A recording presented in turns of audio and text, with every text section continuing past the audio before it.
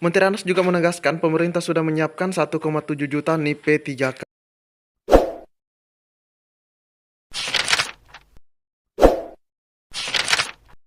Bismillahirrahmanirrahim. Assalamualaikum warahmatullahi wabarakatuh. Di video kali ini admin kembali berbagi informasi terkait penyelesaian tenaga honorer. Nah, sebagaimana kita ketahui bersama bahwa yang akan direkrut itu teman-teman ya adalah honorer yang masuk dalam database. Nah, database teman-teman ya. Nah, kita mendapatkan informasi di hari ini, demi keadilan semua honorer non database alias honorer tercecer ya. Semua honorer tercecer dimasukkan ke dalam database. Untuk informasi selengkapnya kita lihat saja teman-teman ya. Jika ada suara-suara berisik, abaikan saja. Masukkan honorer tercecer ke database BKN, angkat P3K bertahap. Oke, kita lihat ini informasinya hari ini.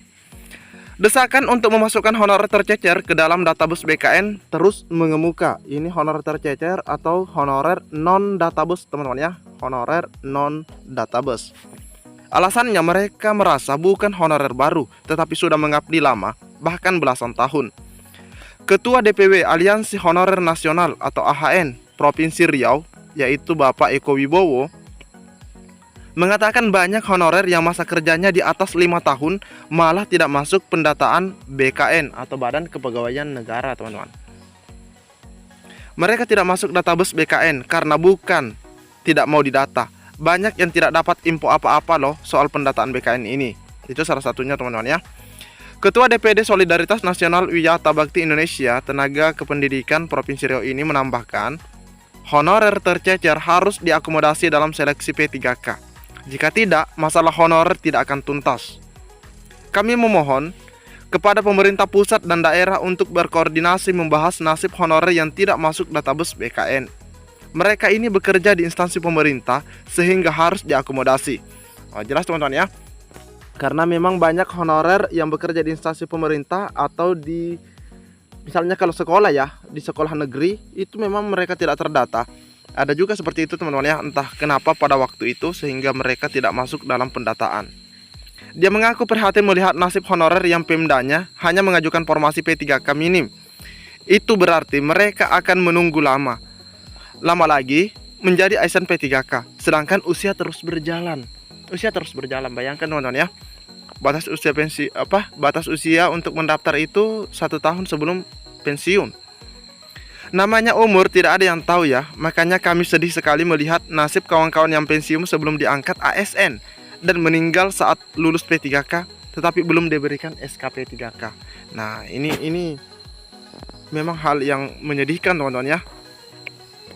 Usia yang terus berjalan. Oleh karena itu dia berharap persoalan honorer dituntaskan dengan cara pusat memberikan dukungan dana kepada pemerintah daerah.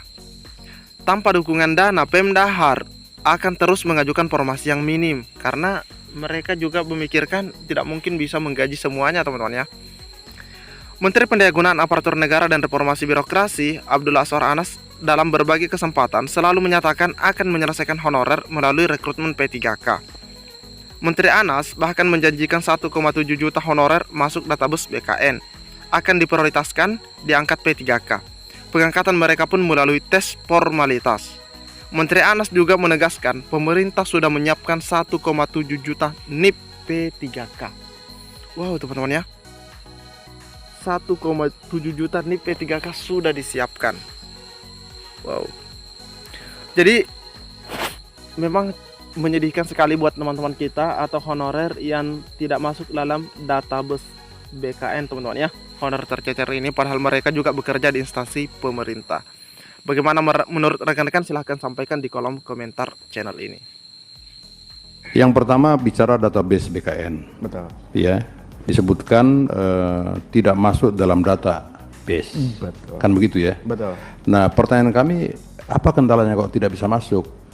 Karena ketika rapat dengan Menteri Pan-RB dan BKN, itu terbuka, mereka punya website.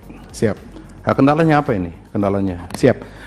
Izin pimpinan, itu berdasarkan SE dari Kementerian Pan-RB, itu untuk yang masuk dalam database BKN, itu yang sumber penggajiannya APBD. Ada 2 sumber penggajian. pimpinan.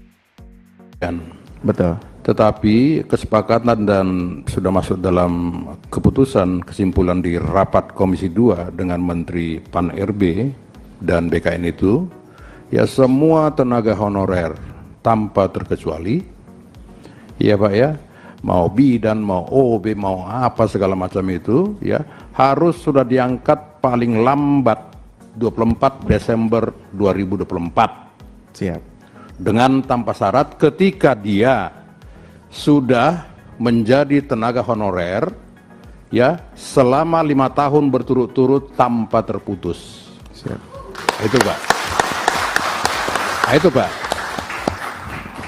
Dalam kesimpulan itu ada. Jadi kalau disebutkan apa namanya tidak diangkat, tentu itu sudah melanggar undang-undang Pak. Siap. Siap. Pimpinan. Itu satu.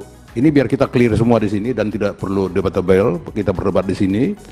Yang kedua tentang adanya apa namanya ujian, oleh istilah saya. Saya pernah tanya kepada kementerian dan kepada kepala BKN, kok masih ada ujian?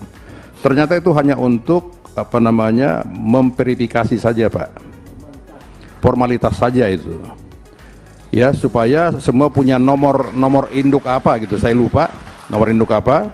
Satu, kedua untuk Kemenpan RB dan BKN itu bisa memverifikasi banyaknya tenaga honorer siluman. Betul.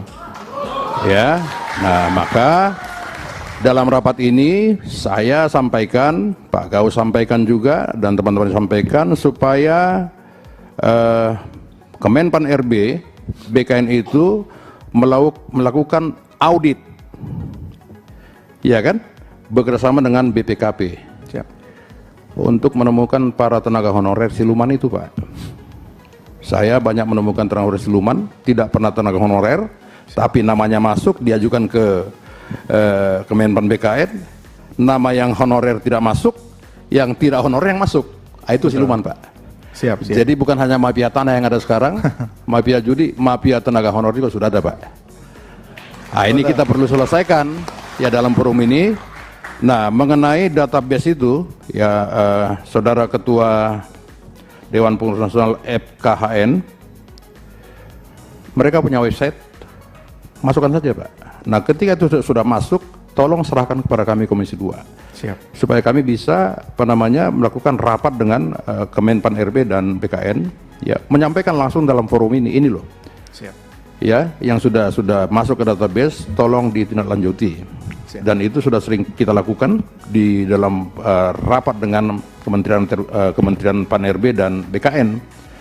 Nah, maka ketika Bu Rike Diah Pitaloka doktor kita ini bertanya kepada saya tentang saudara-saudara para bidan yang sudah mengeluarkan kami ke dunia ini, ya kan bidan Pak, ya yang mengeluarkan dunia ini. Tanpa bidan, saya terus terang lahir karena bidan Pak.